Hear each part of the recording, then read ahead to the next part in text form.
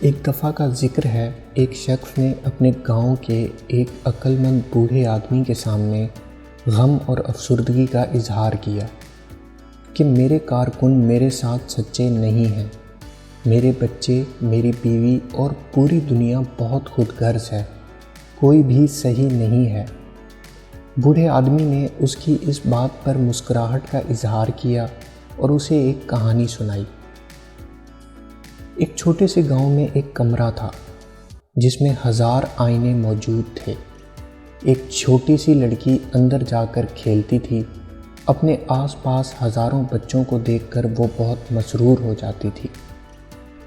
وہ تالیاں بجاتی اور ہزاروں بچے اس پر تالیاں بجاتے۔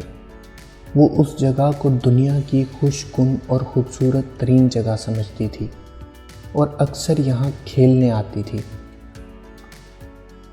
اسی جگہ سے ایک بار ایک ناراض اور افسردہ شخص کا گزر ہوا۔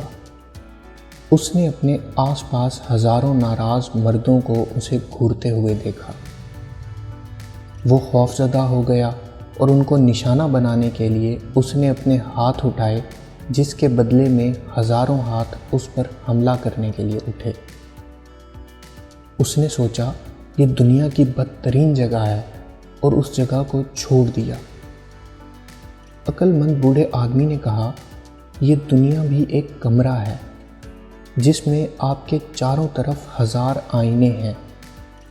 ہم اپنی ذات کو جیسے باہر پیش کرتے ہیں ویسے ہی کائنات ہمیں سب واپس کرے گی۔